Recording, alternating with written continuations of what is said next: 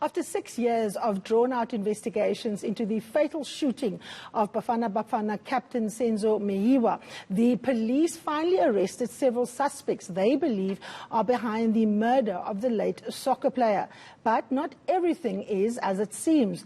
AfriForum's private prosecutions unit, led by advocate Gerrie Nel, believes that the soccer star was assassinated, and he's assisting the family to get to the truth and to get justice for the late Bafana Bafana captain. Mr. Nel, good afternoon. Thank you so much for joining me here on The Fix. Now, just take us quickly through why this case dragged on for 6 years before there was actually movement. When you spoke previously on this channel, you said that a new investigative team took over, and the case is also now being managed from the NPA, from Pretoria side. Take us through why there was such a big delay. What is it that you guys know about this? It's unfortunate, afternoon, Karima. It's unfortunate that there's been a delay, such a long delay. You know, I've had a discussion with international journalists who said if their soccer team captain was killed, the whole of the police force would have been involved in that particular investigation. But there's lots of things, and I'm sure we'll have to sit down and evaluate the approach from both sides, the approach from the NPA, approach from the South African Police Service. But, Karima, I also said that I think it's now time to really focus and to ensure that we have all the accused before court when the matter is set down for trial. So that should perhaps be the focus. I do think that the NPA, as well as the SAPS, had the wrong teams working on the matter.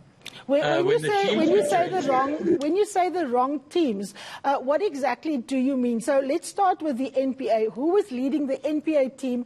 Where were they based? And who was leading the SAPS team? And what was wrong with them? Okay, Karima, you have to excuse me. I'm not going to mention names, but what I can tell you is the following. The team that dealt from the NPA side was at the Director of Public Prosecution's office in Johannesburg. I mean, it was widely publicized. There was a meeting, and that meeting didn't go so well, a meeting between the family and members of that office. We then got involved. Advocate Shamila Batoy then realized that the matter should be transferred to Pretoria, where Advocate George Polloy, the prosecutor in the matter, and his team took over, and I think that was better. As far as the police team is concerned, you know, Krima, I don't subscribe to the idea that a rank decides what kind of quality an investigator has. I just believe that investigators have certain qualities, and the team that took over in, well, say, January, I think that the correct qualities. And then lots of things happened, Karima, and I'm sure that during the trial, lots will be revealed. And we have to really go through this at the end of the trial and to make sure that the lessons learned, that we subscribe to those lessons and that we follow them. Absolutely. Now, the reason why I'm asking this is because a lot of people are asking, what are you doing there? Why did the family come to you? And of course, you run a private prosecutions unit. And a lot of people are not clear when, a private prosecutions unit is legally able to actually take a matter forward as opposed to, let's say, the National Prosecuting Authority. So let me get clarity from you. My understanding is that if the National Prosecuting Authority in whatever jurisdiction decides that they can't take a case to court and you want to come in, the NPA has to issue what is called a nollie certificate. Is that correct? Was that ever a possibility here, and were you looking at the possibility of a private prosecution in the case of the murder of the Bafana Bafana captain? Prima, like always, you're correct. But what happened to us, when the family came to see us in November 2019, they said that they experienced the attitude of both the NPA and the police as an organization that did not want to prosecute. They did not want to make arrests. They did not want to prosecute. And the worst of all, Karima, is, when they approached us in November 2019, they've received no briefing from the South African Police Service about the status of the investigation. So with that approach, we got involved, and we also announced, I think it was in January or something, that we thought that seeing that nothing happened, that the investigation seemed not to be progressing, we said we believe that there should be an inquest now. And we made it clear that if there's an inquest, we will appear for the family, and during this inquest proceedings really establish what happened. So yes, we got involved because the family came to see us, and they informed us, it was their impression, that there was just no will to solve this matter at that time as far as they were concerned. Okay, so now it seems as if there is will. There was a dramatic announcement by the Minister of Police and the, Commissioner of Police, Kehla Sitole.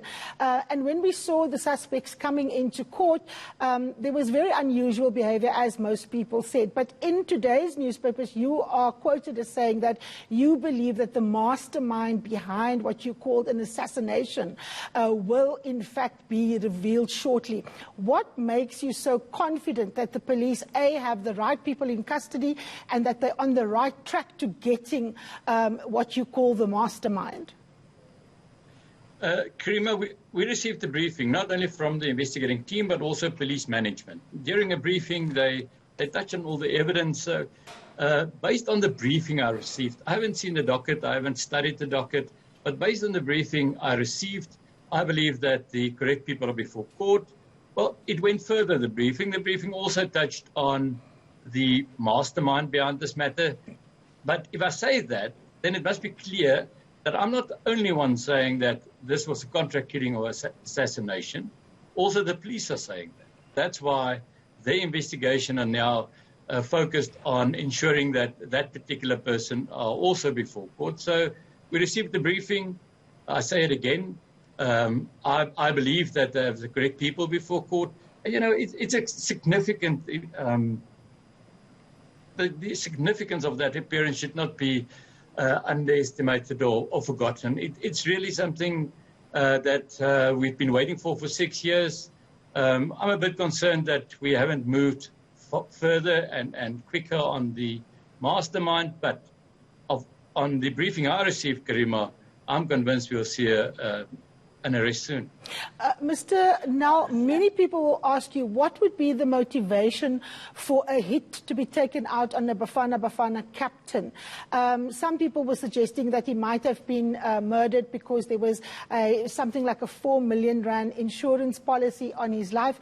Others are saying that it's linked to organized crime. If you look at the suspects, they are all currently serving prison terms, I think bar one, for killings which were done with the same weapon, apparently, in relation to taxi violence. And we all know that taxi violence, particularly in KwaZulu-Natal, it's easy to find the person who pulled the trigger, but a lot more difficult to find the mastermind. So what is the motive, in your understanding, for having to assassinate a football captain of a national team?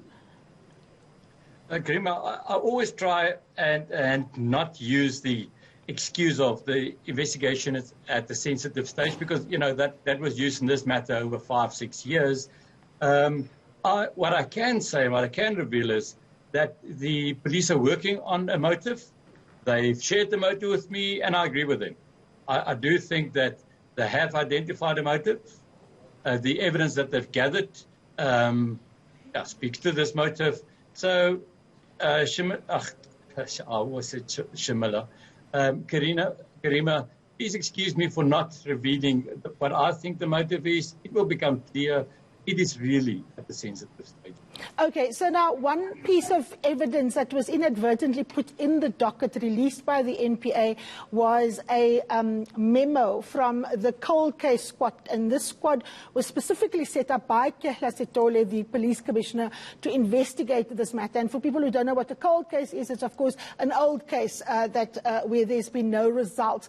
In this case, or in these notes, Kelly Kumalo, the person who was dating Mr. Meyiwa at the time of his death, is mentioned. There is specific instructions for what needs to be completed. She has subsequently hired Ms. Magdalene Moonsamy, and she's issued a statement saying that her client has nothing to do with it and she's not a suspect. For people who are thinking that the wrong people are perhaps in custody and more people should be arrested.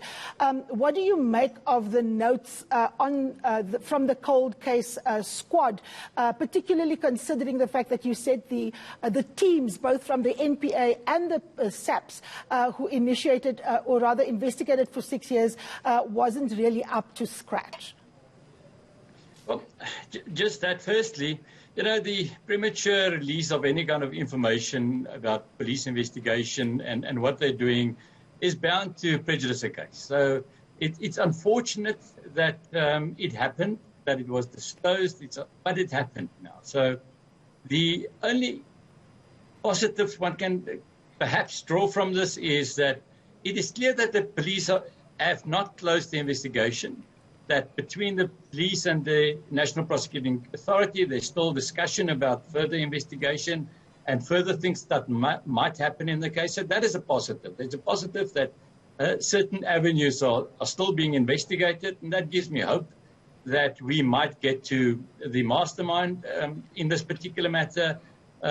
Obviously, as far as the detail of that particular letter is concerned, I wouldn't want to be drawn into speculation. I just don't think that we can afford speculation in this matter. After 6 years, when we went to court on Tuesday, I thought, okay, after 6 years, the matter will be court ready, we'll go to court, and the matter will be transferred to the High Court for trial, and then all this happened. So it's very difficult for the family to have closure if this kind of revelations happen. But our main concern at the moment, Karima, is to ensure that by 27 November, that all people are on the indictment, that should be on the indictment, that the matter is transferred for trial to the High Court, and that we take the family along with us and to explain to them what's going on, what they can expect, because, for years, nobody did that. Okay, so one of the big things, of course, is that you were saying you hope that the right people is on the indictment. A lot of people felt that what they saw on the indictment at the first appearance doesn't correlate with your claim that this was an assassination and that there's a mastermind behind it. Bearing in mind, of course, that the family was deeply unhappy with the behavior of the NPA. Now, Mr. Nel, you come from the prosecuting authorities. Has the NPA done themselves proud in this case? And is there the possibility, and we've seen already with that evidence put in from the cold case and released, that there are elements in the NPA that perhaps doesn't want this case to make it to court? Karima, let me just answer it in this way. The correct people are before court. I've never said that we don't have the correct people before court. If we have the correct people before court, we should just add those people that are the masterminds behind this. So as far as this is concerned and as far as the indictment is concerned, I think the NPA, since the new team took over, worked with the police, and they were at least able to have an indictment ready. So that is positive, and I want to congratulate them on having achieved that.